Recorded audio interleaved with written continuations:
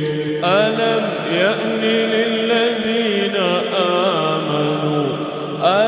يأن للذين آمنوا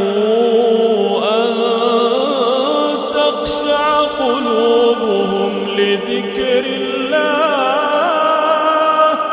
لذكر الله وما نزل من الحق ولا يكونوا كالذين أوتوا الكتاب من